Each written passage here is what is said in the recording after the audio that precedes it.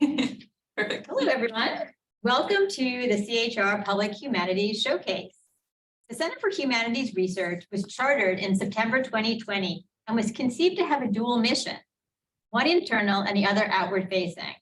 At Mason, we really wanted to foster intellectual community. We wanted to make visible and promote the humanities research that was taking place on campus. We wanted campus to be the place where faculty members and students come in to talk about their research, to forge intellectual relationships with one another, and to pursue their research in a more collaborative kind of format. The other mission was public facing. We knew that we wanted to use the Center for Humanities Research as a site from which to develop public humanities projects. This kind of work was new to us, so we had to set out to learn about this through programming at the National Humanities Alliance and at the Consortium of Humanities Centers and Institutes, but also, and perhaps most importantly, by meeting practitioners who are able to share a wealth of ideas and advice about how to do this kind of public humanities work. And that's what today is really about. It's an absolute pleasure now for me to introduce our moderator for today's event, the Associate Director of the Center for Humanities Research, Dr. Catherine Olien. She holds a PhD in art history from Northwestern University with a specialization in ancient Mediterranean, especially Cyprus, and classical receptions. Before coming to Mason in 2021, she spent 3 years curating public programming at the American Library in Paris. So please join me in welcoming Dr. Olien, who will introduce our panel. Allison. So thank you everyone for joining us today. I'll be leading our discussion, but we'll also have plenty of time at the end for audience questions. So I'm going to introduce our panel briefly, and then we'll open up and discover more about the project and some of their publications, which I have on the table. So anybody who's in person, you have the premiere experience. So you can sort of get up and flip through if you'd like during the presentation. Those are just right here.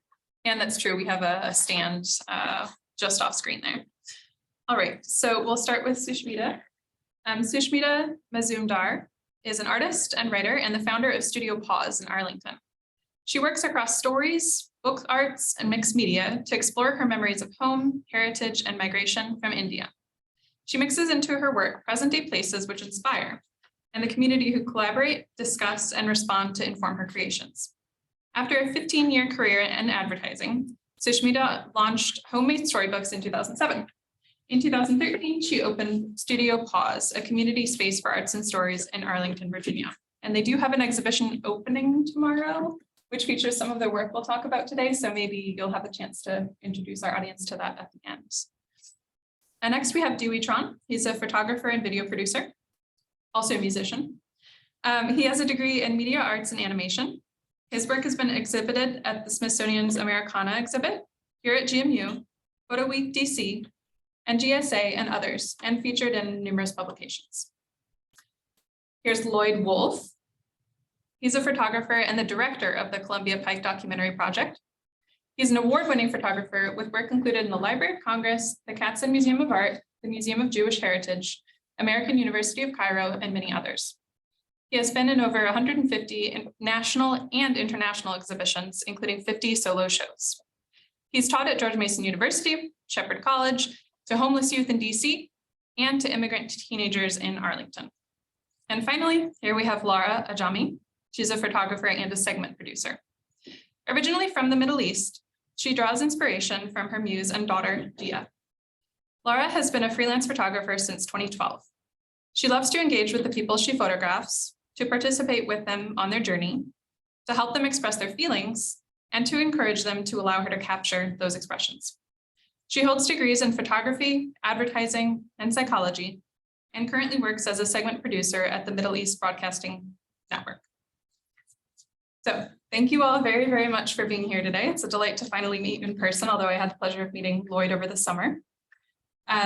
So we're here to discuss the Columbia Pike Documentary Project, as well as both of these publications. I should say for everyone who hasn't had a chance to flip through, the books include incredible photographs, as you noticed a trend, these panelists are all photographers, but also interviews.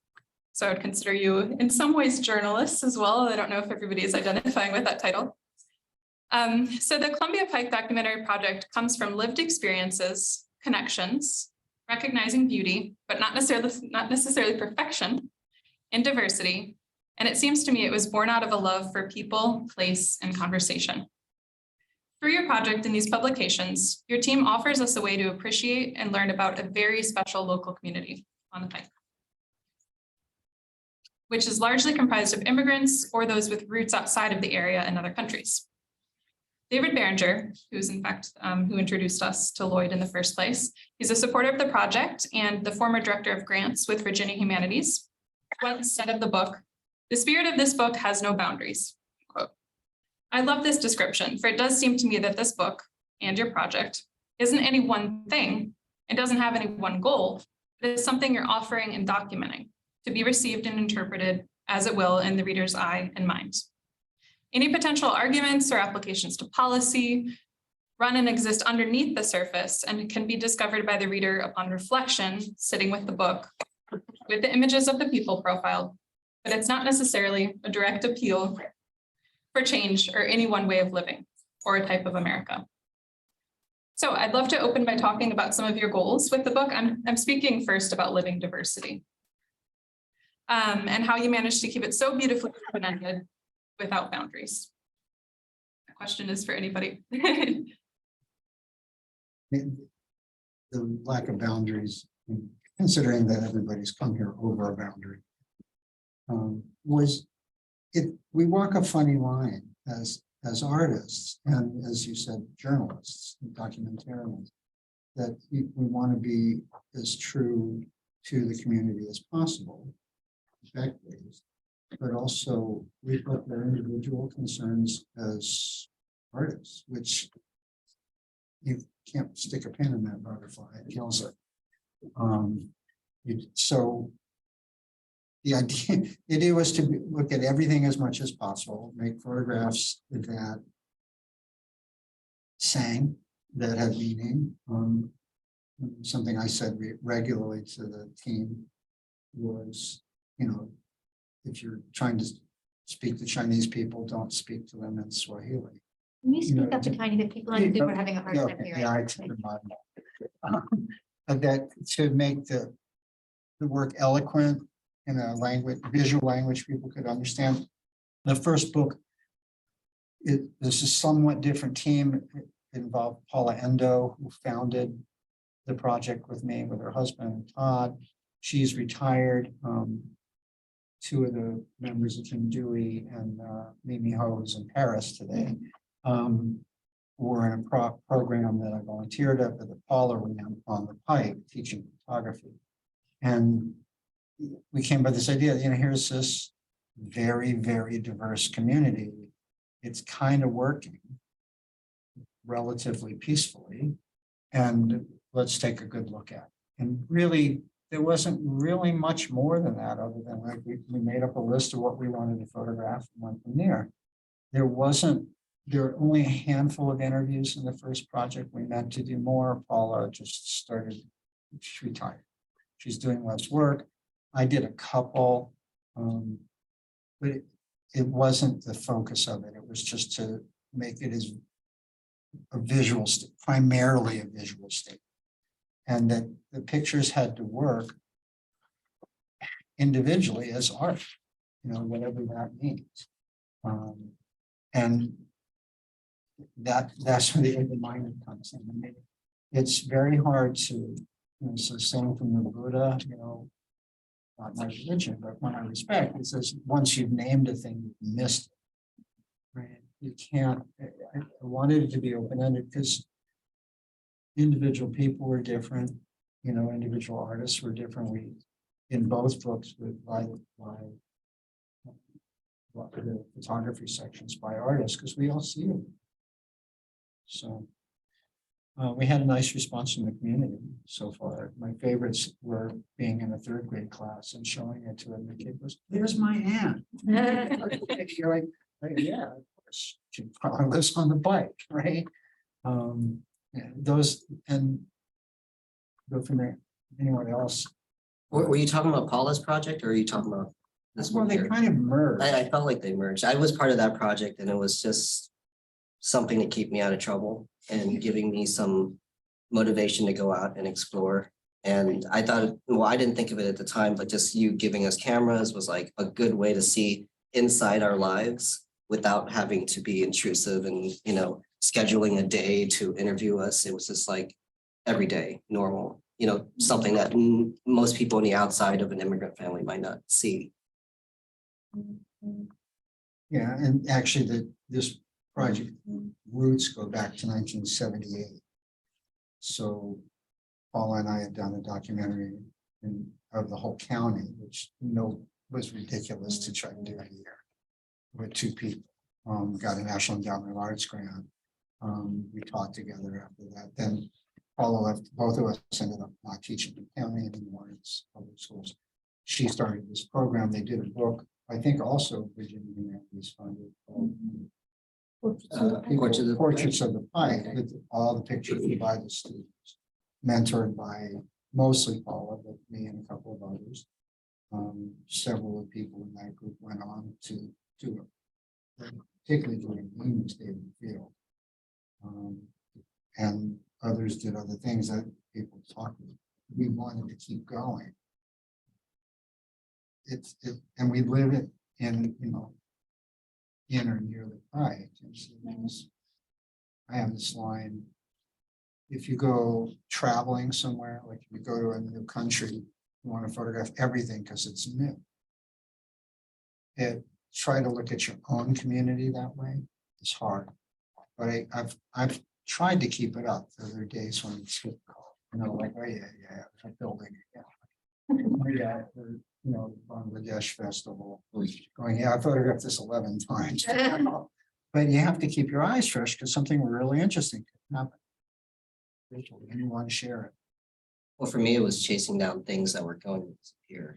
And if we didn't get it, it'd be gone forever. And, Yeah, you feel that in transitions. Yeah, and much things more, that yeah. I grew up with. And I'm like, that's when you have to learn more about the history, but you never really think about it in the moment because you're just almost kind of taking it for granted. But then, maybe I hear from him or just like, I'm starting to see like changes. I'm like, oh, I better take this before it's gone. Yeah, I mean, Dewey just photographed, it isn't in these books, but just photographed a whole huge demolition project. Yeah, it was Florida Street and they looked abandoned. They had a big gate around it. I'm like, something must be happening here. So I kind of snuck in and shot some pictures. That's just the way I've been doing things. I just sneak in and just, if you look like you know what you're doing, nobody's going to bother you. You're supposed to be there. So I'm just like, yeah, I'm supposed to be here.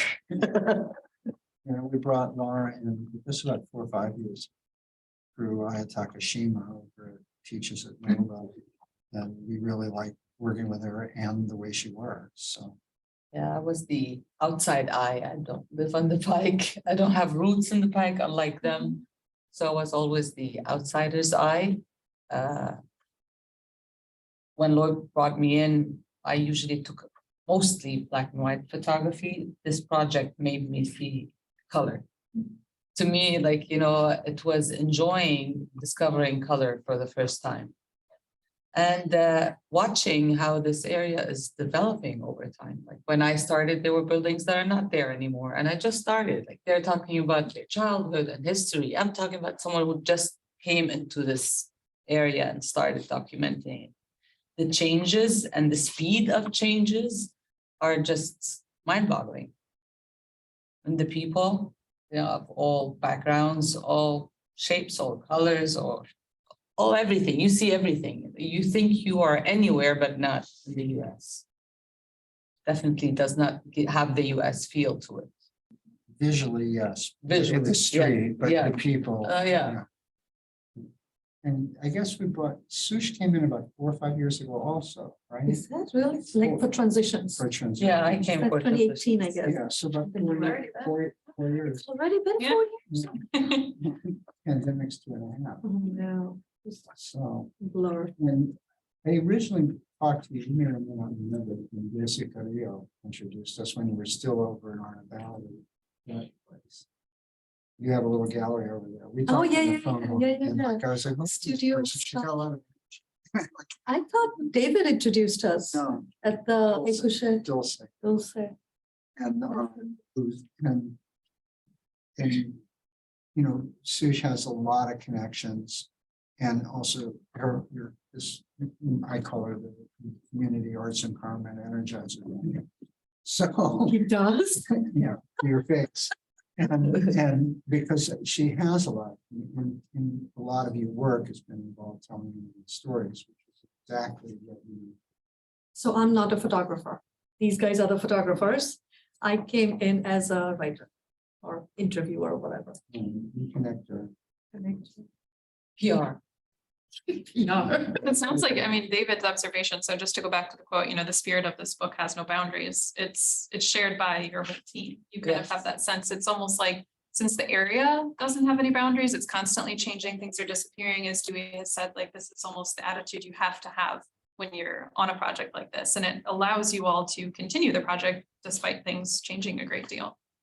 I just think that was well observed on his part, and good for him for bringing us together and bringing some of you together. Yeah, and we largely work, I mean, this is the first time I think all four of us have been in a room together. Really? Yeah, yeah. Yeah. Between So you COVID, work online, editing, and all that, yeah, but I mean, Laura and I would do, there was a period where we're doing a lot of street shooting. Yeah, Okay. Go out that was fun. together. And it's like a tag team wrestling match, you go down the street over the other. Yeah. You kind of keep yourselves energized for a while, and her style is very different. And then I've done a few shoots like that with Dewey, and now that we're working, like, it's mostly, like, Sush will say, why don't we interview this person? I just interviewed them, can you make a picture? Or I'll say to Dewey, as a concert, but never go shooter, or one time we've done a couple things together. We did an Ethiopian celebration, together. But mostly it's like on our own, which is interesting because, I mean, some of these people work in video, we've done of them. Of our work, and video teams are often quite large. Whereas photographers are used to working independently. Susha's got her own thing going. Yeah, and I meet people, I invite them to my studio. So when they're there, we're not even on the pike, but I know of them, or we find out who to speak with, and then I invite them to an artist studio where it's a different space, and they're sitting there, and then they tell me different things, and then we transcribe it and let them double check if they want to change anything, because they've told us all kinds of things. Yeah. And sometimes they want to keep it, they want to say those things, so then we, I let Lloyd decide what stays. That's Yeah. really interesting to hear. We're, similarly, we're sort of embarking on our own public humanities project for the very first time and have been conducting interviews. Those were mostly over the summer. And right now we're at the point of going back to our partners and editing transcripts and making sure they're feeling comfortable with everything that was recorded, in fact. And although we're not publishing yet, as you all have, we don't have to be quite as careful right now, but there's of course this respect.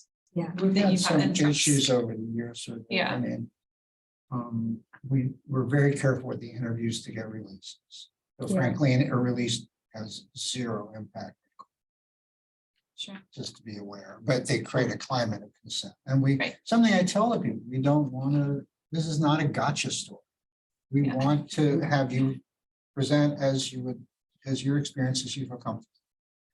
And that's where we're coming from. And there's somebody who's online that he's comfortable with his name being in the show, and if we do a catalog, but online, he was applying for jobs and he didn't want his name used, so I changed it.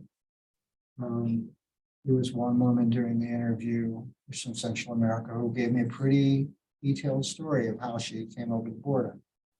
And then on reflection, she's now an American citizen, but she wasn't at the time. And it was during the previous presidential administration was not so friendly. So we just took it out. Does that go for the photographs as well, I wonder? Are there people who come back and say, oh, I Oh, don't definitely. want to be represented this way, I'm not comfortable in the end? My husband is not okay with me taking my picture. You cannot, where is this going? Why are you taking it? Because a lot of pictures we take on the street are not pictures that we go and ask permission. Because if you do, it's not the same. It's someone posing for you. To catch that real moment, it's got to be without them noticing. When they do, some of them do have issues with it. and we're wanting to know if Remember that one? we had people, yeah, we had a lot of problems with some people who thought we had ill intentions with the pictures. I took a picture of a bus that was passing by. It was at night and it was just like a total throwaway picture. It was just like a big blur. And then the bus like immediately pulled over and came out and started yelling at me. It's like, what are you doing? I'm like, I was taking a picture, but I missed the moment. And he's like, no, come here right now. And I'm like, he was like chasing me and I had to run because I felt very threatened and I ended up dropping my flash and he held it hostage. And it's like, you can't do this. This is America. I'm like, oh, actually, I can do this. This is America. You know, he's like, I'm going to wait for my supervisor. I'm like, all right, fine. Let's wait for your supervisor. You know, it was kind of stressful that moment. You know, I didn't know what I was going to do. I was like, I don't have a picture to show you to delete. You know, he kept asking me to delete it. I'm like, I can't. I never even took the picture. So I don't think you know how photography works. Yeah, and there's the reality of the law and there's the reality of the street. Yeah. You know, That's what I mean, people this is think. not on our particular project, but years ago, I was photographing two kids that wanted their picture made. That 114th Street in DC was not a hip place, it was a rough place. They wanted me to do their picture there. And there were these women of the night behind them, and I started to make their picture. And this huge man came up to me and said, you can't take the picture. And I just thought for a minute, I could argue with him the law. I'm looking up and down the street, no cops. Sure. You know, it's reality. I mean, I've had the same thing overseas, but most of the people, we haven't had much trouble with. The Bangladeshi community is extremely happy with pretty much what we've done. I mean, I keep this woman, this little picture here. Has she's now in college and her father just came up to me and said, we love that picture and telling me what she's doing. And, you know, the picture of the soap bubbles that I took is her brother, you know, mostly get very good feedback. You know, that we've spent a lot of time earning the trust of the community. You know, we photographed at a Pride festival, or I did, parade. This, I think, the first one, real full one we had over in Penrose. And there was one guy at the end, you know, what are you going to do with it? Because he was dressed kind of strange. And said, what are you going to do with these pictures? I explained, you know, this through the Kindness Activist Project that Susan Gaines Thompson runs, the Thompson Gaines. And that was going on our blog as community history. And they're like, cool. I mean, you tell them the truth, and, you know, we're not trying to hurt anybody. By and large, that's work. I did have one guy called me like 2 years after we posted and said he wanted his name taken out to keep the picture in because he was getting divorced and his ex, he had some issues with his ex. I'm like, fine, I just really don't need to get in that rubber room with you. But mostly it's, you know, like when the interviews, they know we're coming. Right, actually, I was going to say there are some people who say right up front, they don't want pictures. So then we don't interview them because this project is the photograph and because, well, people come from all over the world, they have all kinds of backgrounds. Right. So many of them, I have talked to people and they said, no, we don't want our photographs taken. So we said, okay, we maybe collaborate on a different project. At least for me, this is kind of because they have very difficult stories and backgrounds. And, they may have family overseas. yeah, absolutely. I was just doing one project where this lady, she said, no, I don't want anybody, because I have people back in my country, so I don't want them to see my photo or anybody in my family. So I have pictures of her, like other things, or, you know, and this is a different project, not for this, but just that range, that is the range of people, and that is the range of stories. Yeah, the people we've recruited have tended to be refugees, so that's the whole Pike is not refugee community, particularly in transitions. We made a point of not. I mean, it's hard. You can't be completely objective. Human beings are incapable, but you can try to be as fair as possible. Right. So, you know, particularly in transitions, I think I actually sat down with Sush at the beginning and figured, like, made a list, and we hit most of them. But here are some types of people we want to go to, and she found we recruited a bunch, and Trying to capture the diversity, I mean, in terms of Yeah. that list. yeah, or I mean, communities you wanted to I was represent. giving a talk at APA to young professional, Partnership for Affordable Housing, which is one of our partners who I also do some work for. And there was a young white couple that I recruited that had moved to the Pike, that they're part of the mix. It was important, and And also some community people leaders. want to tell their story, right? Right. They're like, oh, you're doing this. Do you have anybody from my? And I said, no, where are you from? And they're like, my Lyft driver. And he said, I'm from Mongolia. I said, okay, I haven't interviewed anybody. Would you like to? No, not me, but I will introduce you to somebody. Right. So it Yeah, they just, come all yeah, kinds of all kinds. ways. I mean, one young woman I reached out through United Minority Girls, which is a program at Wakefield High School, which is a high school in our area. They put out an email blast to them. She said she wanted to tell their story. And got a pretty interesting story out. Surprise, surprise. Some we have to work hard at. We specifically, the last one that just got posted is the young Afghan boy. Afghans are kind of still pouring in. Is this on the the blog blog, rather than the, yeah, okay, not right. He's been here for a while, but Yeah. we were looking for We were after this. specifically looking, and we were specifically looking for Ethiopian, and I went through the Ethiopian Community Development Council, and I wasn't getting anywhere. Yeah, So we went to. turns out they've all been resettled elsewhere, not in Arlington. Yeah, So that Arlington's becomes become expensive. part of the story, right? Right. That a lot of the younger people we just interviewed were like, oh, I grew up in Arlington, but now we live elsewhere. Or So we're I'm like, going to move, yeah. are we going to move or, yeah, Yeah, so. the young Mongolian woman I interviewed with a photograph, her father and mom, she's in college, but her parents moved out to Manassas. Her dad is a leading person in the Mongolian community, which is still growing. Mhm. Just for its worth. I mean, one point, Wakefield High School got up to like 100+ languages in the school system. I think it's still pretty close to that, but not as high as it was. I think what's happening over time is that we'll keep a certain level of ethnic diversity, but less economic diversity. The Pike was naturally affordable, which is why, and it's good schools, good transportation, close to the city, jobs. So, and it's sort of generic looking. There's nothing very distinctive about it architecturally. In fact, if anything, it's blah. There's nothing really that stands. There's no St. Louis Arch or Empire State It's Building. the people themselves. Right. The people Yeah. are interesting. Correct.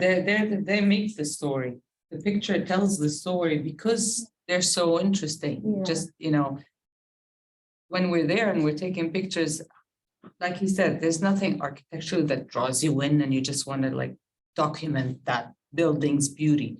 It's really the building with the people in front of it, with the businesses, with what they represent, what they're wearing, the different ethnicities.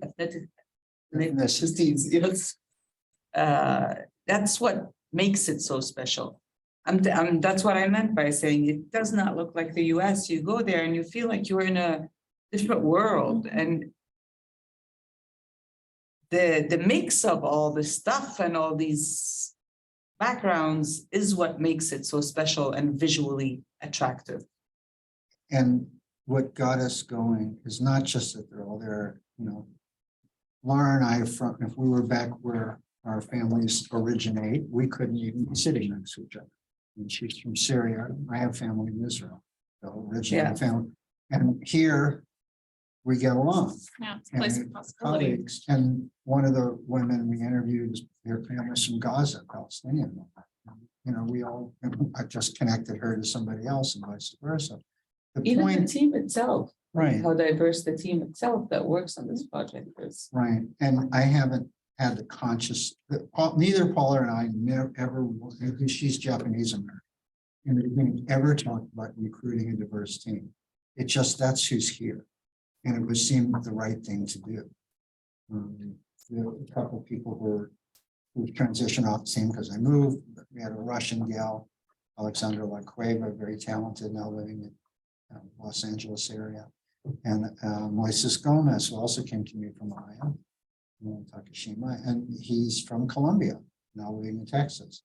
Interesting, Alexandra married a Bolivian American, and Moises married a Vietnamese American. I mean, that's the future. The big thing is here's this group of people that at home, you know, their countries may be in real turmoil Mhm. and opposition, and they're living in relative peace. Not perfect, because it's not, but relative peace. The current project we're doing is which Sush has been more involved with. It's called The Road Ahead, and we've purposely been working with younger citizens of the Pike. I think the youngest two have been 14, and the oldest about 34. And he was like, I kind of went, okay, you know, at the upper end. But they're again, some immigrants, some not. One person, we're trying to, people who've grown up on the Pike, and then people, in one case, was Ukrainian, you know, refugee, had just been in the country a couple of months. Teenage girl. I mean, it feels like it's just like, here's what we've got. Let's keep looking at it.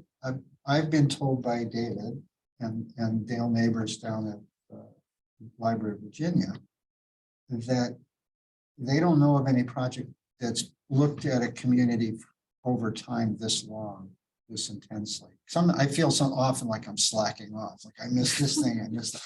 I often do. I mean, that's my nature, but it's like there's something, I mean, there's too much going on to cover the whole thing. You can't. So and there's certain areas that I really want to photograph, I just can't get through to that, or it's inappropriate legally, or for HIPAA, you know, there's a free clinic on the Pike. Obviously, you can't photograph patients there. When we photographed, I photographed the COVID vaccination efforts. I couldn't photograph any people. I had to go photograph the nurses and doctors prepping, but none of the patients because of regulations. And there was a Latino community festival I didn't even know about. They're like, oh, come on, I haven't done one in a couple of years. Or, you know, I mean, every street, Dewey just recently photographed the street thing. It was just a fluke on the concert. Well, you talking about, oh, the Yeah, street but concert? there's lots of stuff like that that we're not privy to. Some of it I get through the Pike Presidents Organization. They'll tell me stuff. We're partnered and have been since the beginning with the Columbia, its new name, Columbia Pike Partnership. Okay. It's the civic organization that connects sort of business, community, and the county government. And did they introduce you to new communities, new events, things like that? Events, yeah, or they have events like Paws on the Pike, you know, that they have pets and I've things. seen that. You go out to do that, cover that kind of stuff, and they're pretty busy. I get information from them. ECDC to tell me stuff. I learned, you know, friends like the big Bolivian festivals. I learned from Claudia, you know, who owns Cafe Cezanne. She just one day said, "Oh, there's going to be a big dance thing." I'm like, "Really?" Yeah, I mean, you can tell the books, they come from your embeddedness in this community.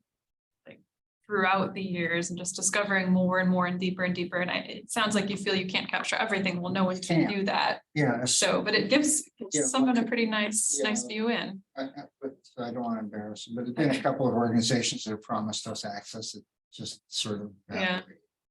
evaporate. And that's life. I mean, you can't. But I'm committed to doing. I thought at one point we're going to stop, and I'm going to take sort of a halfway. We have a major exhibition, and there'll be a catalog of it coming out in June at the newly renamed. Was it MoCA Arlington. MoCA, the Museum of Contemporary Art, Arlington. Arlington?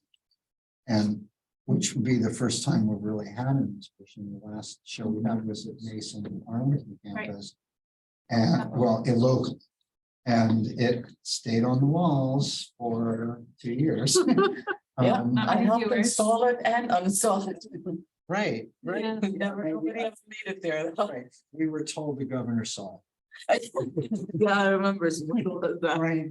But and then it went to Richmond where they made a big fuss over us. And some of our work is now in the It's in the Library of Virginia, which did a marvelous exhibition. I just found out they put our pictures on the back of buses. If I had known that. Really? Yeah, I just Nice. met a wedding photographer from Richmond. He said, I mentioned that we had a show at Library of Virginia. He said, you were the one on the back of the bus? And I'm like, yeah. That's like 2 weeks ago now. I got a funny story about the Library of Virginia. I was, I had my picture as the big window. It's like, the size of this wall. And like, I was photographing it. And then like security came out and yelled at me. And they're like, sorry, you can't photograph. I was like, but that's my picture. But they didn't hear me. And then they made me like go through all the security check and like, but to go in is just right here, but I had to go through this long loop. And then after I got through security check, they're like, oh, I was like, I shot those pictures like, oh, okay, sorry. I'm like, now you're saying sorry. It's like, Well that's protected. me, right? Yeah, his picture was up. Yeah. But that's the thing about the photographer, right? We don't see the photographer. We Well, see the it's- photograph. It's also can happen to people. Or security's job is sometimes they get bored. I didn't mind at all. I thought it was funny. It would make. Take good care of your photograph, Dewey. Right, I mean, Yeah. it happens. I mean, people yell at you once in a while. Though, one of the nice things, like, we've been doing this a long time. I don't know if you've had it, but I've had people stop me on the streets or see me with a camera and just go, we love it, keep doing it. I'm like, yeah. Okay, Oh, this is I've good." always had the opposite effect. They're like, what are you doing? What are you doing this for? Like, and then I would have to like almost half run away, like get ready to run as fast as I can. Yeah, she saved me when there was, without going into too much, just one woman basically accused me of like ogling her. Yeah. And I'd already deleted the pictures, right? And she's screaming. and I'm like, Security on, "She- and I'm like, I'm with him. I am with him. You really think he is going to be taking a picture that whatever you imagine he's doing? Right, she was like. a Like, little I'm dot. taking these pictures too, yeah. Yeah. No, but the work She you're got doing a is security. not, But it's not you- without risk, right? I mean, that's kind you of have to- like, we've heard yeah, a lot you of have stories to- of having to run away and you mean well. And security But it's wouldn't not let a us way go. You It's wouldn't like want- an interrogation. But really, are we really doing this? Right, yeah, we got through it, but I mean, it's a bit of a hazard. Years ago, I ran a workshop for teenagers and we were in New Orleans, I think, and. We were so- going to be photographing out in the field. Yeah, or- yeah, I knew not to take teenage boys into the French Quarter. But one of the girls, smart young lady, said, how do you do these street pictures? And I Yeah. said, well, how do you think? And there's, the answer is you have to just go out there and confront and be willing to be a little brave. And Yeah. sometimes people give you a hard Still time. fail. Most of the time, people are very nice, but I feel that, when we ended up with this real interesting body of work, I feel good that it's likely to be studied long after we're all gone. But it's going to be a record at Library of Virginia. My guess is somebody will be doing a doctoral degree many years from now on it.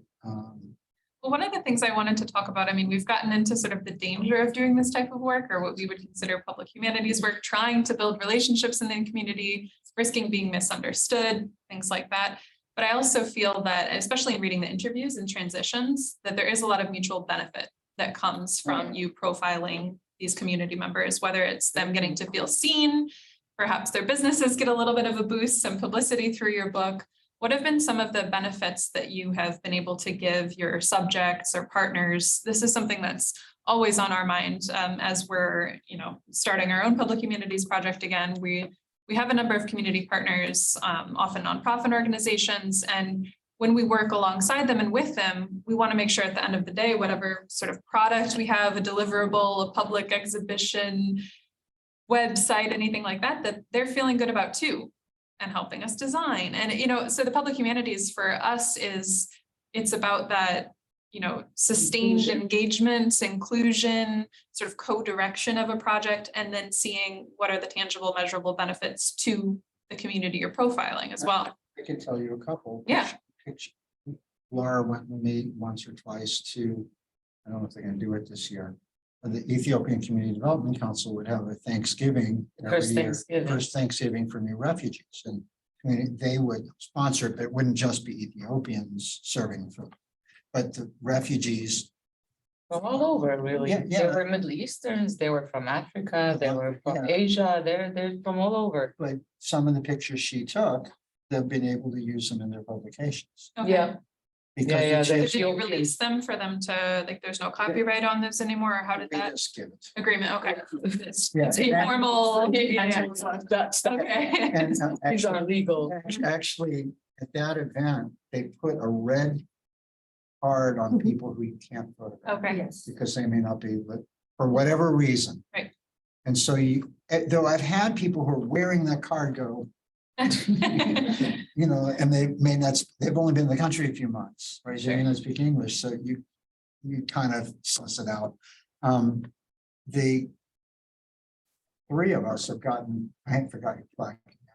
The Bangladeshi community, it loves what we do, Rio Bangla, and has given us awards and used our work to promote them. And it took me a long time to figure out why they liked us so much. Because it was just like, partly it's the individual. would they invite you to a Oh, lot of yeah. events and Oh, introduce you to yeah. friends? And- Okay, Oh, you must come, right? And like, curious to see how that looks. 75 people walking around with two cameras each going. Yes. You're on Oh, Facebook. cameras, you mean phones? They're like, Phones. oh, this was Facebook, this was Instagram. A live feed, Some live TikTok, feed. this one's on WhatsApp, you know, like they're going, you're on Facebook Live and TikTok. right?" Yeah. But what I realized had happened, partly it was lovely people, and they've helped us find people to interview. I mean, Right. we found, you know, both Peruans Mhm. through Yeah. Priya. Yeah. That here's the big benefit. It took me a while to figure this out. Was that us paying attention to them and publicizing them validated their experience as part of the American community. Yeah. They felt like that arrived. To me, it was like, you guys have the women in that community have the most intensely bright saris on the planet. I may be wrong, All but saris are like that. yeah, they're Saris really are, that's the intense. thing. Yeah, You know, the and colors, the colors. yeah, The Rio Bangala you're Yeah. talking, yeah, the colors, it's like. It's a feast for the eye to take pictures, like you don't know what to take pictures of because there's so much going on and everybody's wearing these clothes that are so brightly colored. And interesting outfits, and I missed it this year and I was really sad to miss it this you know, year. you've covered 2 or 3. Yeah, I've covered And 3 it's so yours far. too, right? Yeah, I missed this year. Yeah, we did this year, we haven't put Yeah. them out yet. I think the men don't get enough attention. They don't dress as Yeah. brightly, but I do my best to like include them. Right, yeah, I do too, it's hard. The Bolivians also very bright colors, so I haven't noticed a Bolivian festival on Pike in a while. Oh, really? They didn't come this year? I think they're doing it in Manassas. One of the things Oh. I've found is if I stumble upon somebody or they know somebody who does the arts, so then we end up collaborating. So for me, it's been really interesting because they will tell me, oh, you're an artist now. My daughter does this so it becomes more, so that's how it Okay. becomes. For me, collaborations always work like that. As an artist, what am I learning from you and what are you learning from me? And then we both kind of like high five. So I have invited Priyo when during COVID, their street festival got canceled, right? They just did a parade. Because because a lot of the people got COVID or there was a death or something. And then I got a chance to curate something at the Kennedy Center, a Diwali program. And I said, hey, wait, who do I get? Because I'm not a performing arts person. And I thought maybe I'll ask Priyo, right? But because he had helped and we had met and gone to the events and knew their schedule and that it got canceled, he said, yeah, by November, we can do something because we've already done the practices. So he was one. There was another lady and she said, oh, I also like doing calligraphy, but there's no time. And I said, come to my studio and we can do that. So, I think the exchange is that we both connect in more meaningful ways. It's not transactional. It's not just we want. Because Share it's very opportunities. it can very easily become like that. For me also, when I do the release form, because I work with a lot of immigrants, This is not anything they're familiar with. So I have to explain the release form to them. I have to explain to them that it's going to be a book. Are you okay with people seeing it? Because they're not used to things like that. So, so I think that is how I do my work, which is we have to ask these questions. We have to take the time. We can't assume they know what this is. Like, what is a documentary project? A lot of people don't know it. They don't have it. They don't trust people taking their photographs. They don't trust people asking these questions. So especially, I think that when the recent thing, we're working with the younger people, it's because we had done all this work that I felt, okay, we can approach younger people and see if they feel that trust. So Yeah, and also, That is we here. know the adults that work with you, yeah, they have been able to introduce us and the kids trust them. yeah. Also, like with just, I'd forgotten about that thing at Kennedy Center. I Yeah. took pictures of it So it was like And we all are there. We're all there for each other. and I sent the pictures, Yeah, not just to our stuff, but I just sent Priya Bangla all Yeah. your pictures too. They get everything from us. Okay, and for So me, there- it was. it's yeah. not just take. the festivals, you send them to the directors of the yeah. festivals, They they could use use them, social media, things like that. They're Okay. over the Yeah. top. Yeah. That just reminded me that Priya had never been to the Kennedys. So, and part of my work is who are these spaces built for? Who Right. has been to these? Who's invited, right? So I told him, I said, okay, you're meeting the stage people. I don't have to be there. Okay, go for it. And then I just said, wait, do you know how to get there? Have you been there before? And then he's like, I'm driving up. I don't know. I'm not sure DC. So I said, okay, do you want me to come with you? Yes. So I went with him. And then when we were walking down that hallway, I said, Rick, who's coming with you? And then he had his wife and his kid, and they were looking like this. And I've seen that before. I've seen that because I'm a docent at one of the Smithsonian museums, and I've seen, people who've been there for the first time. I've taken another Eritrean artist to show him the African Art Museum, and he's like, who's going to tell me this is here? And then I could come for That free. I can come for free. And he started dancing in the hallways. Wow. And I was like, oh my God, who does that work? And it was that for me, those are the people on the pike. Who's going to tell them that you can be part of this? You are most welcome here. We will sit and talk with you. Would you like tea? Oh, you coffee people. Okay, I have coffee. Oh, coffee without milk people. Yes, we will give you coffee without milk. Yeah. So, it's very nuanced. It's very time consuming, but it's very joyful because that is what we get back from each other, So this was my Sure. first time. You learn so much from them. I know. And this was my first time at the Priya Bangla Festival. It And I'm was? Bengali. Oh my God, that's what I'm like. Because whatever, dates and. I know, but It that's just hasn't nothing. That's. But I've been to their other events. I've been to the language day That was events. the language thing. But I have to share some photographs with you guys because what I saw at the Priya Bangla Festival is stuff I have never seen before. Mhm. And I'm Bengali, like from India, but the same culture. So I have a photograph of the palki. They have this, the little wooden, Yeah, the girl goes in.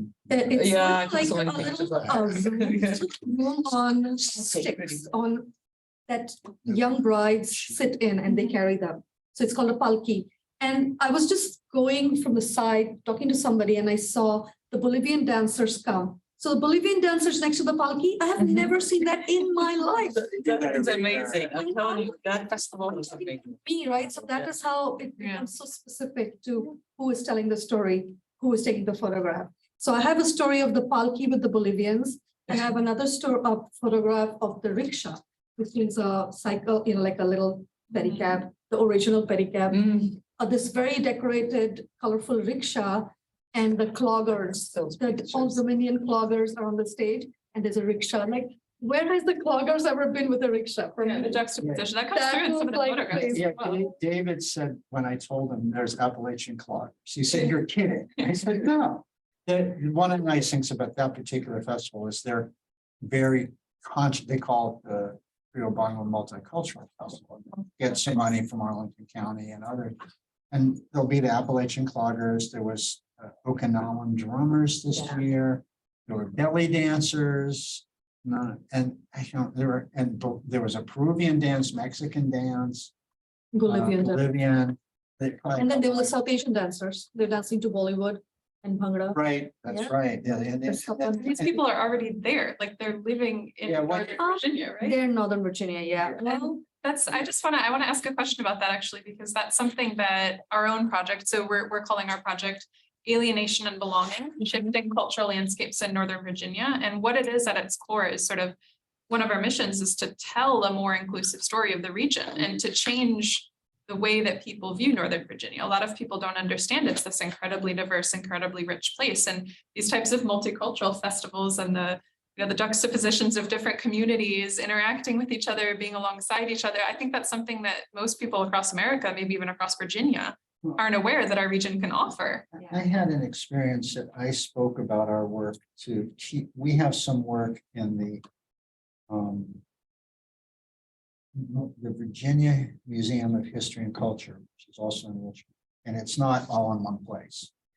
We're in an interactive display. You have a couple of pictures, you got a couple of pictures in the video. But they do a teacher's workshop. And they brought me down and, I put up our banners and I showed our video. And it was interesting, the teachers were of all public school teachers from around the state, most of whom really liked what they heard. Particularly the African-American women. There are a lot of Black women teaching. But there were a couple of faces from downstate that glassed over. They didn't ask any questions. I could see that they felt uncomfortable. I didn't push them. But I thought this is, they were like, oh my God, this is, my feeling is that that our diversity is an asset to our community. It should be the way people live. It's normal. The food is way better than it used to be. I grew up here from adolescence, early adolescence on, and when Northern Virginia was not like this. I went to a high school named after a Confederate general, and to me, the fact that people get along in the video, Dewey edited this in beautifully. Then what Sue Alborno says is that we have this experiment that we're going through. Can people from these diverse backgrounds and diverse ideologies and diverse religions get along and govern themselves? And the answer is so far, yeah, it should be chaos. But it's certainly no more chaos than any other local government. The fights we have tend to be about, housing and streets and, school funding, not about, one ethnic group over another. So in the current project, I've made a particular, and Susha's done some of the interviews, focus on our African-American community, as they got kind of left behind. There is one traditional African-American enclave on the Pike and one not far from it. So I reached out to Justice for Arlington and to a couple of people from Black Parents of Arlington. And we interviewed, I guess, you interviewed the two girls and I interviewed one girl, Zakia Worthy's daughter, Maura Smith. Was my youngest person, because I felt their story needed to be told. It's part of an ethnic mix. They're of African descent, but they're not African. They have a different story to tell, and that they were, actually, that's something I'm proud of the Black community in Arlington. Is their story is better known by the community than anyone else. They've done a really good job of documenting their own histories and the several traditional Black enclaves, which are changing, of getting their story out. And I wanted to include it as part of ours consciously, but with youth who have a different point of view than someone who, although we covered the opening of the Black History Museum, Scott Taylor, and The Black Heritage. Black Heritage, Arlington Black Heritage. right, which also shares a space now with our fiscal sponsor, Columbia Pike Partnership. Maybe to go back to one of your phrases, Lloyd, that's used, I think it's in transitions. You'll have to tell me if I'm wrong. This is what peace looks like. I think it's in the first. It's in the first book. I think. So. That's sort of, we felt that phrase, I think, almost from everybody today.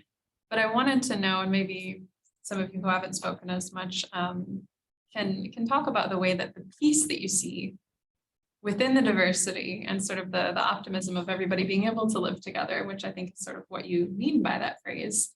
How does that impact the way you go about documenting this? And like what you feel as you're walking along the pike? Does everybody share that same sense with Lloyd, that sort of this is what peace looks like? I used to live in an apartment where there were like every door was a different ethnicity, and I would hear all sorts of strange things. And it would almost, I think sometimes we would all like just open our doors and there would be like kind of like a impromptu party or something. People would trade off food and kids would run around and play with each other. I photographed some of that stuff, but that was what I thought Columbia Pike was about. And then when I went to like, say like New York, it's like, oh, that's Little Italy, or this is like, you have your streets and people kind of stayed in their neighborhoods. But here I felt like in one building, in one floor, there's like many different ethnicities all hanging out, and they all know each other and talk to each other and help each other out. The specific impetus for that phrase came from, I was doing a lot of work with a project, with a writer in Jerusalem and also for Jewish organizations, and connected also with a lot of the Palestinians who were 30 or 40% of Jerusalem. Al-Quds, Jerusalem. And let's just say that the two main ethnic groups in Jerusalem don't get along real well. And it's story everywhere. Right. And I'd seen direct consequences of the intercommunity violence. I photographed the bus bombing, I photographed the houses coming down, people telling stories of their mother being shot by Israeli troops. Mothers talking about their kid being blown up by suicide bombers.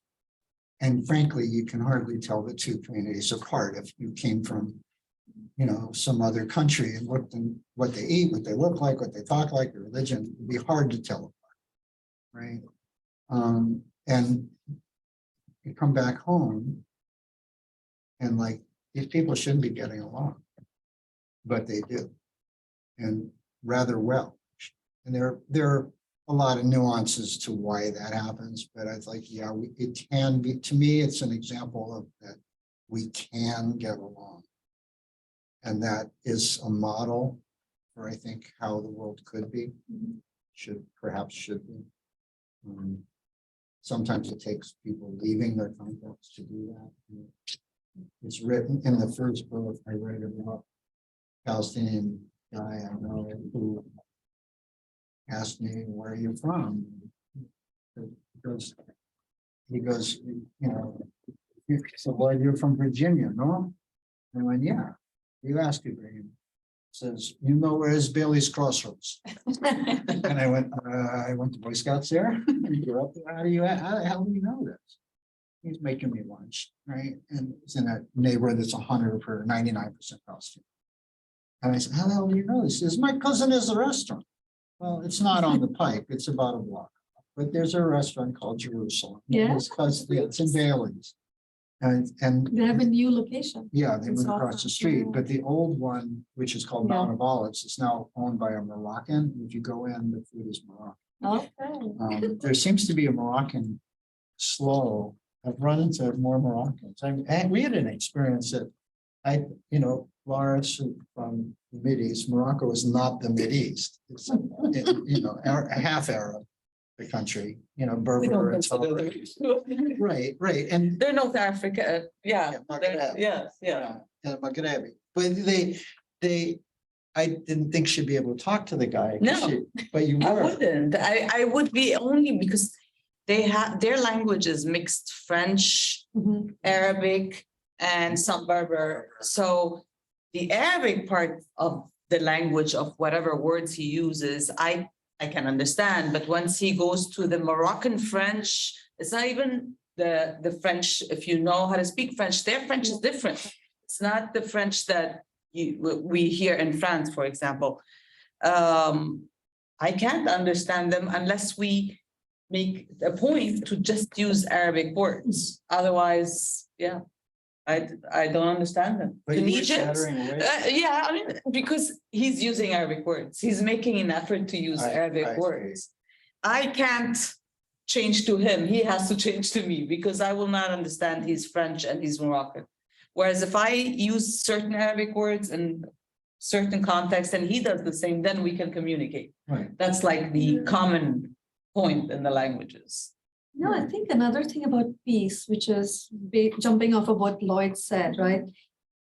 If they're here and they're at peace, then it is a good place, it's a good time, a good feeling to be able to tell their story. Because, because so many people live where they can't tell their story, where it's not allowed. No, it's Like not allowed. context, You're not allowed them to and be they feel that safe. safe. Yeah, Actually, and that yeah. context is not just here, but that, like so many people have told me, I'm telling you this because right? And I'm like, okay, I mean, I'm an immigrant, but my story doesn't compare at all with any of their stories.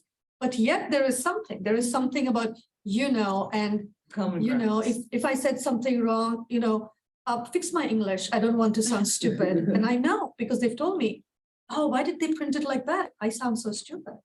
So there's a lot of, but that piece to sit, to have coffee and tea or whatever, and just be able to talk, that also comes from the piece that now I don't have to worry about my house. Now I don't I have have my to worry children about are. the future of my I don't kids, have to- which is one main reason why immigrants come here. Right. The future of their kids. And They can so give many- their kids better It's futures. so present in transitions. I mean, Yeah, everybody I who mean- has children foregrounds them and Yeah. talks about their education, the opportunity to access. It's The education, that. the opportunity, the future of.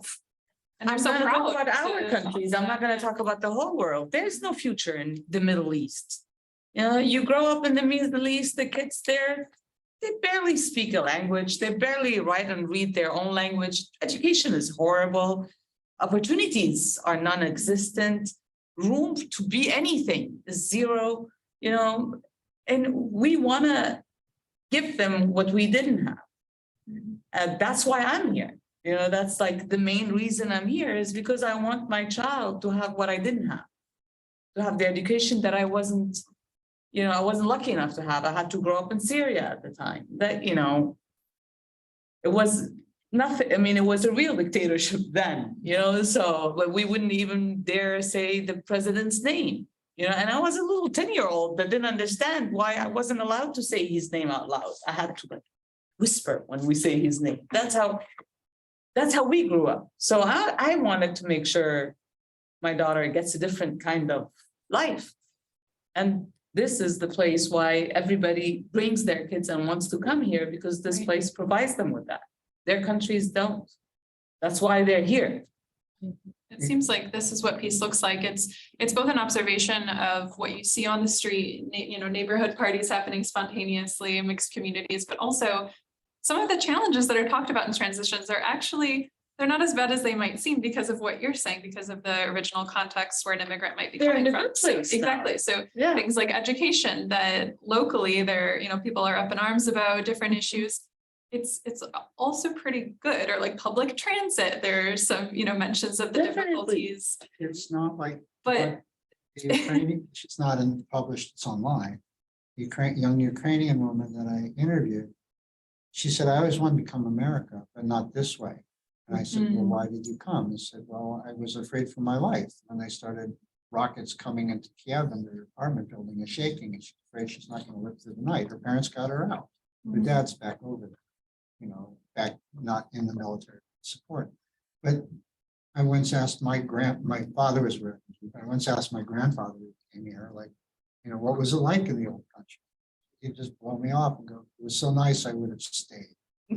We would have all stayed if it was nice. Right? There was We were running. one of the women in transitions, Claudia Cuellar. I mean, I got teary when she said it. I mean, she didn't quite understand why, but she came from Guatemala. They were not in such a horrible situation there, but it became very dangerous. And she she does daycare and works as cleaning houses.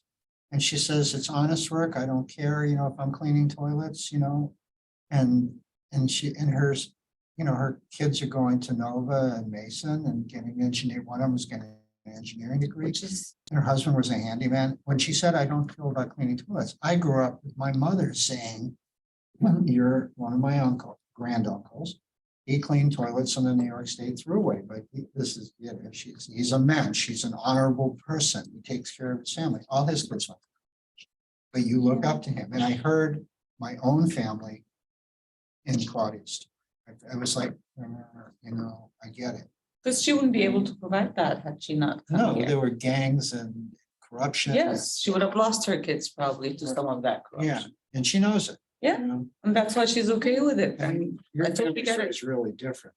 Yeah, I was gonna say, like, it's really kind of opposite. My dad didn't even want to come here because he was an officer. He was pretty well educated. He had a degree in law.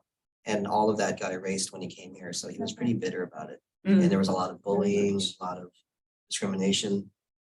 And he was a Your family's from Vietnam? Vietnamese. So I learned, I mean, I didn't have like, oh, I'm from here. So, the diversity was just normal. So when there's like a place where there's like one type of people, I get kind of uncomfortable actually, but like, I had to learn a lot. It took a while to learn about it because I just didn't really have the courage to ask my dad because it was kind of a messed up household, I think, from the war. But after learning about it, I don't blame him for being that way. But Yeah, that's for the people who come from, I get your father's situation. My parents are doctors and the reason they never moved here, Mhm. because if they were gonna come here, they were gonna lose their licenses. Right. They had to redo the whole thing again. Real boundaries and things Yes. to translate. And, Yeah. You have to give up what you studied your whole life, and they've been practicing medicine for 20 years. Yeah. They wanted to move to Canada at the time and they didn't, because that meant they would lose their medical licenses. Starting over, and you see that in the book too. You And have that's what are they stories of- gonna do? Right. They're like trained doctors and then they're gonna do what? Like, Yeah. that's what they've did all their I really lives. wanted to get the story out of my dad, and he talked for a little bit, and then after a while, he just changed his mind. He's like, I don't want to tell the story, so I had to go find somebody else to tell the story, but they all kind of react the same way, like, there's this, as they were talking about it, the trauma came up, and they're like, oh, no, I don't want to do this. Yeah, people Something would like rather that. talk about the futures. Some people I've Exactly, noticed, of not what course. they're like And for behind- me, Yeah. I really needed it because Your children. I needed to know where I came from and understand why they were treating me a certain way, abusive household. And I just couldn't understand where all that energy came from. But as I learned more about it, I had to forgive them. It took a lot of courage to talk about that stuff. And I've shared that as I did not know an awful lot about my father's story until I was almost 40. Because he escaped Nazi Germany and then went back as an American soldier to his hometown, which we had bombed flat. And it was at a camp where Uncle visited, which was a sub camp. He just, he's like, I'm done. I'm going to talk. He didn't want to talk about it. And I didn't understand that. And I had to forgive him.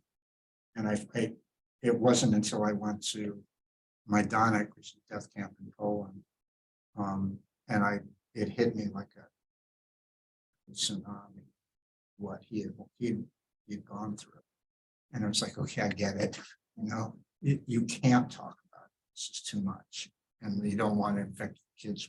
Well, strangely, he's really into war films. So I it's a weird contrast. I'm like, maybe those were glory days, but then there's other things on peripheral that loss and, suffering and things. But, eventually he did tell me a lot of it, but I'm not allowed to really put that out, but it does help me.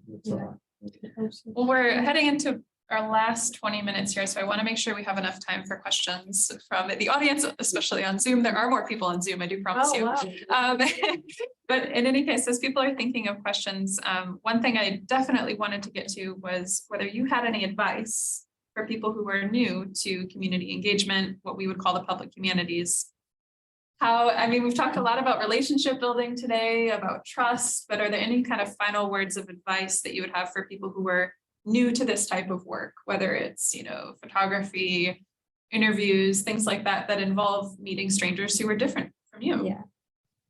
So I think the main thing is to, I keep dropping stuff.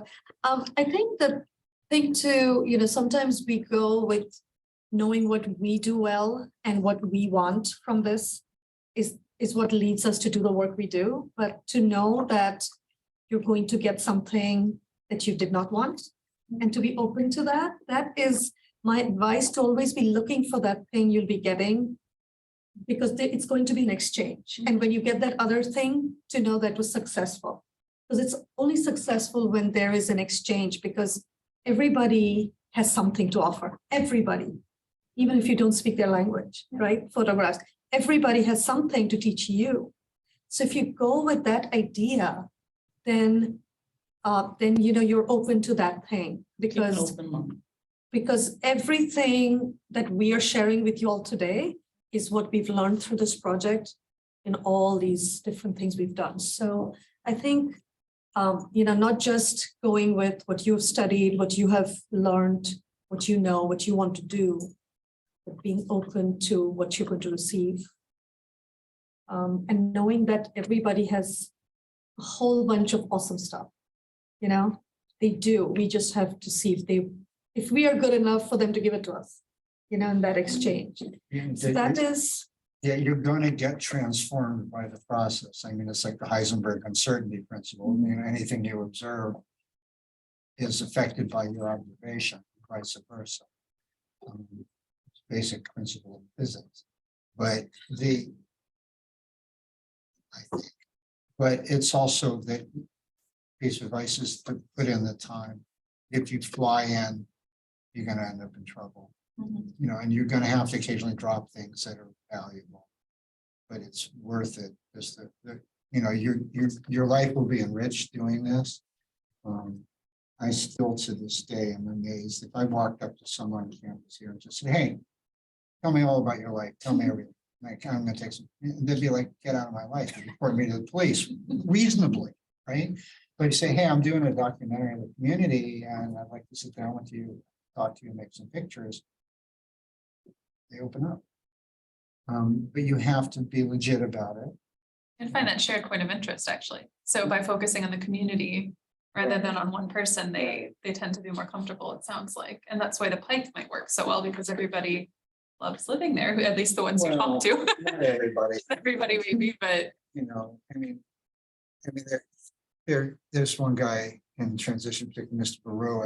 He was subject to a fair piece of race, and Sush, I don't know, Sush, it was early when we were working together.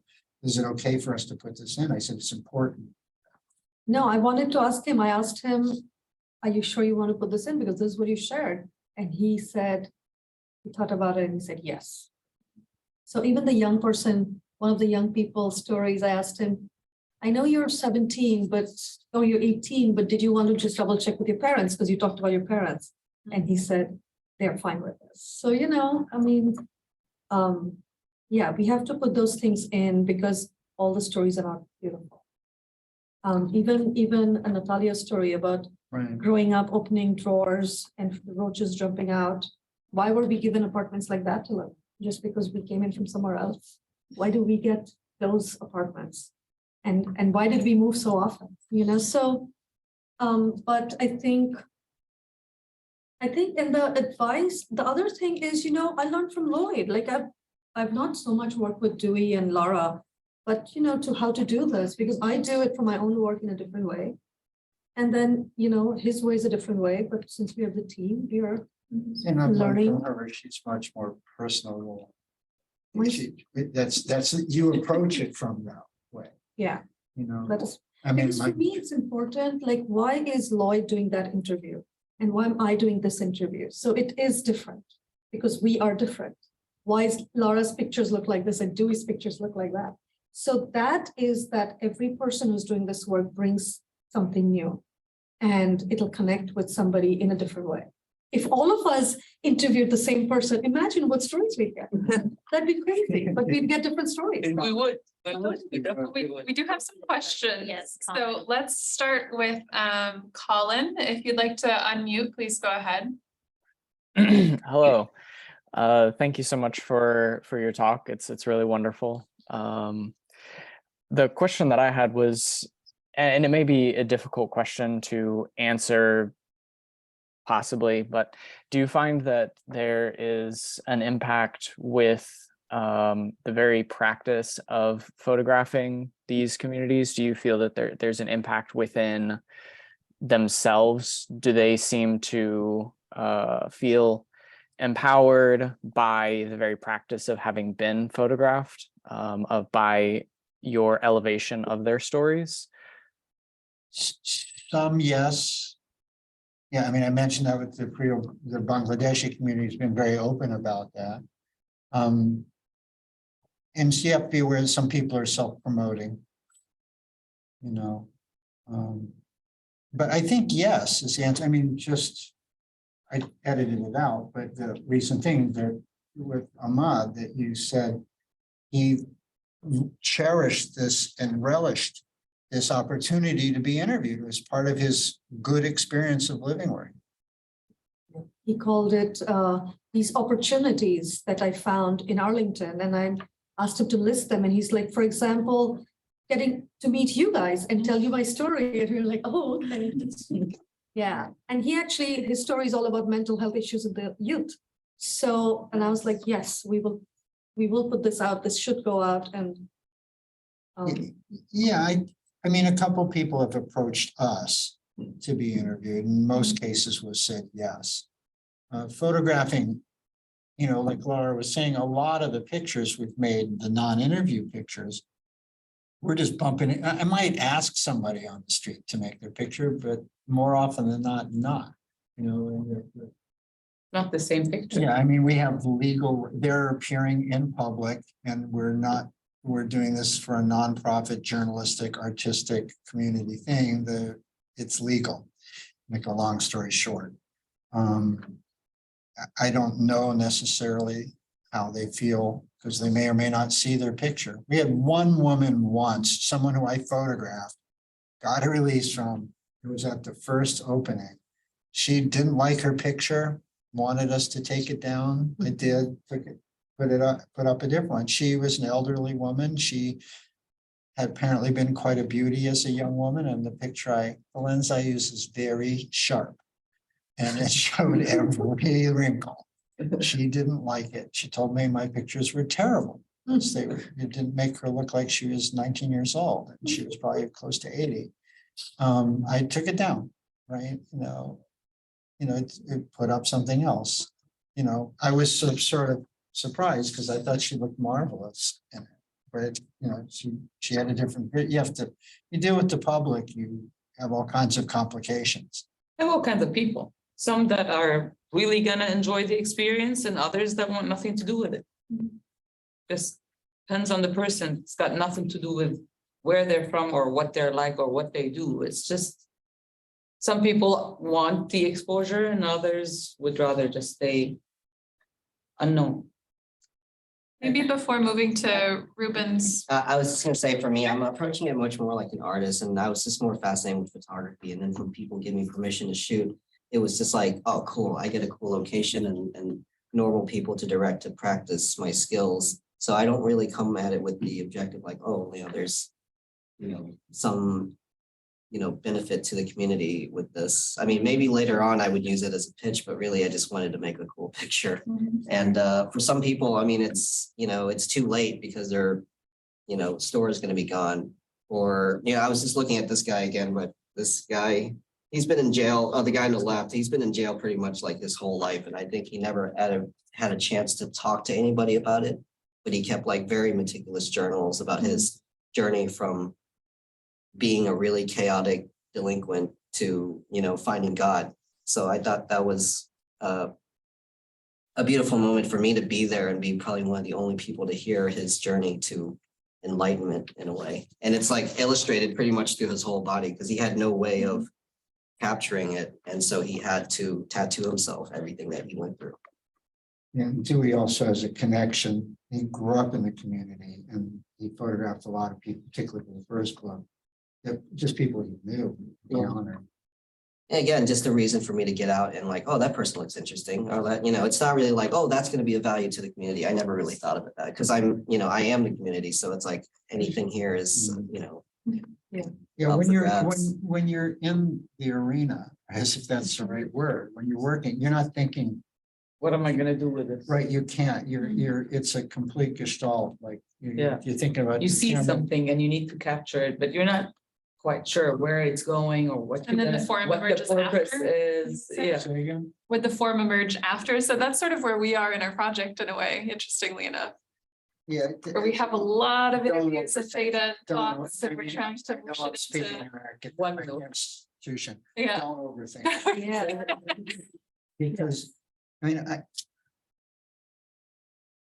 We don't go out thinking this is what we're gonna take a Yeah. picture of today. We just Okay. go walk in the let's see what street. happens. Let it come to you. He sees things, I see things. We just, did you get anything good? Yeah, probably got something good, Send it like- to me next week. Exactly, like, it's really what that moment, what do you see in that moment? It just presents itself to you. You don't go looking for it. And it's like this, I don't know how you conduct your interviews, but when I'm interviewing, I have a couple of ideas that I know about the person. I go and then I'll let them go.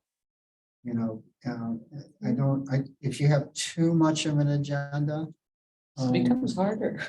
Yeah, I don't even call them interviews. I just call them conversations because I don't know Okay. what they're gonna say. I don't Yeah. even have that Yeah. much. Because I met When I them, sent you Ahmad, all you knew was his name, Yeah. and he's Afghan. that's all I knew, but I have a very good Afghan friend, so I was comfortable.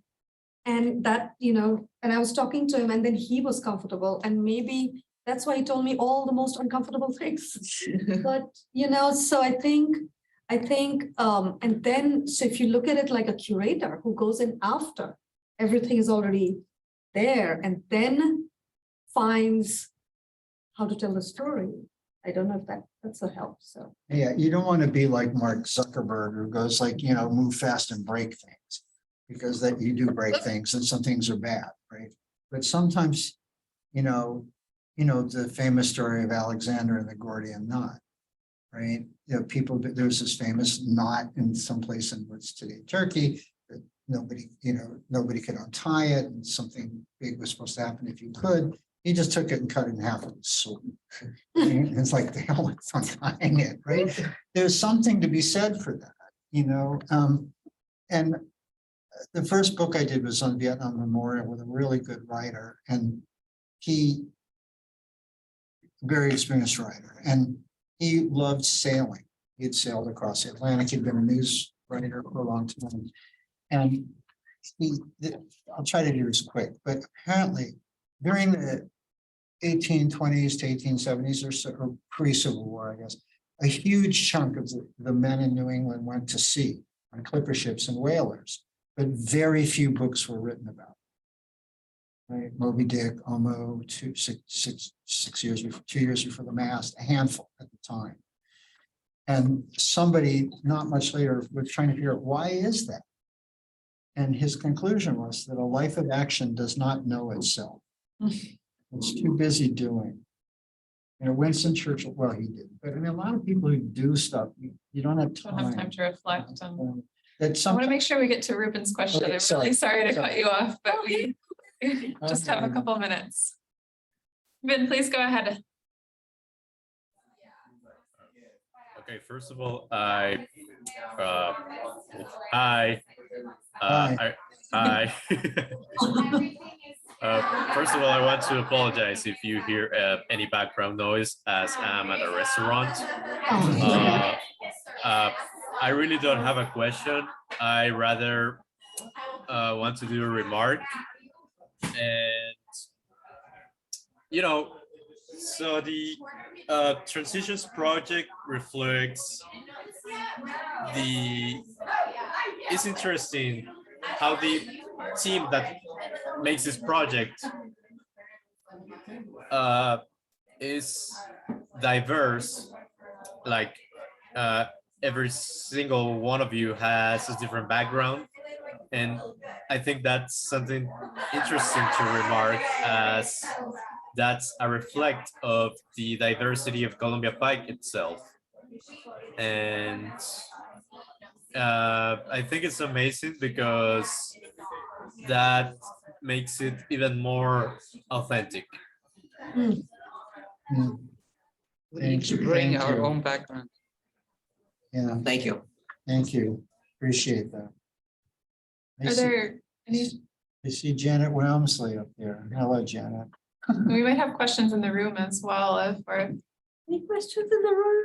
if Allison wants to chime in I mean, about it. I had so many I'm questions, sure you do. but, you know, we went so long, I don't want to keep people longer, but I was really interested. I'll just sort of say this. I mean, I learned a lot from all of you, and particularly around the sort of the tension around the idea of building trust and this taking a really long time, and the act of photography, which is this sort of short thing that can have a kind of extractive dimension, even if the goal really is to capture something and preserve it, you know.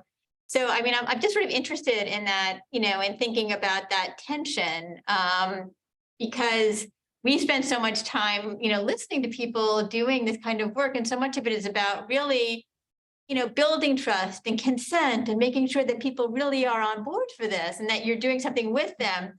And taking a photograph doesn't always, obviously it serves that end in a way of some kind of like collaborative, you know, depiction, but it's not exactly the same as the other kind of engagement, which really is more collaborative. The interview, you mean the Correct, interviewer? correct. Yeah, Yeah, definitely the yeah. interviewer has much more interaction than the photographer. Yeah. That's for sure. Yeah.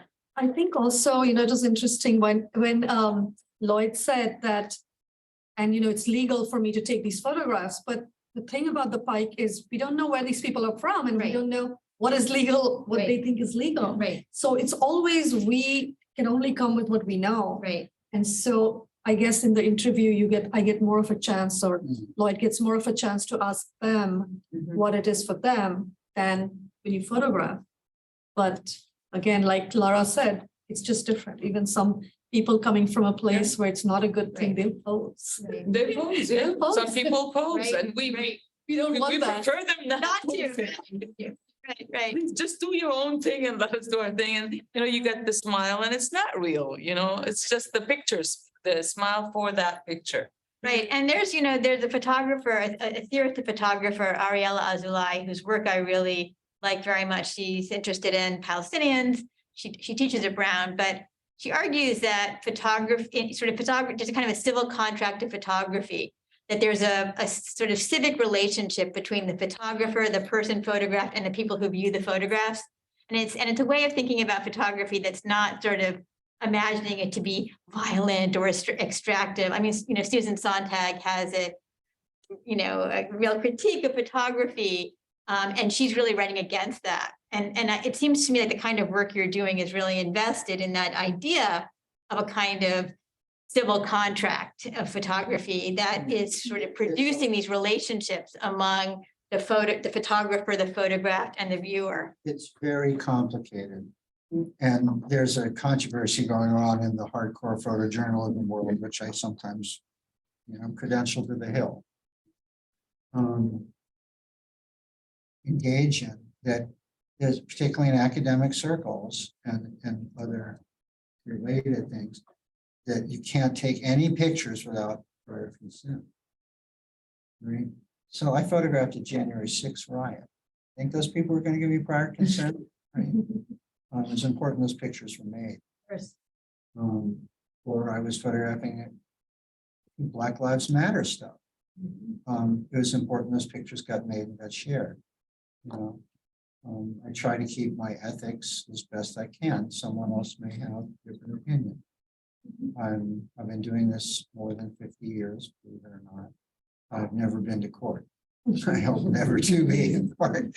You know, you try to, you know, sometimes the better part of valor is to walk away, you know, and not make a picture. You know, I also know that, you know, we get to make the choices. Like Laura said, you know, someone might give you this like cornball smile that might be nice to have in their family album, but it's not really very an interesting picture. It's not telling a story. It's not capturing a moment. It's- There's a picture that looks pretty, and then there's a picture that tells a story. except Lloyd's picture of that family taking a family photograph at the Capitol Hill riots. And they were smiling. What's happening picture in the right? Yeah, we had. Oh, wow. Previous It round. looked like they were skiing in Aspen. And they're little puppies and In the back. and there's chaos. behind them. Confederate flags and QAnon. Picture. It's on my, anyway, and they're like, unlike many of the people, they're a nice kind of upper middle class looking family, and they're all kind of smiling. One's kind of half looking at me, but she's looking at whoever's got the cell phone taking their picture out. Yeah. You know, just kind of weird. Students seem comfortable. Happy I was taking their picture. They're like, look, here we at the Capitol, you know, we're showing exercising our civic rights. Yeah, right. We've got people dropping off, so I think I will formally close the event, but thank you so much to Sushmita, to Dewey, to Lloyd, and to Lara. Your work is incredible. We're very glad for the opportunity to show it here at Mason in some way, and thank you for your openness in the conversation today. Thank you. Thank you. I Thanks for learned the so much from you. opportunity. Thank you so much. You guys. And if you need us for anything, just be in touch. Thank you. I like the. Bye to everybody on Zoom. Bye. Bye.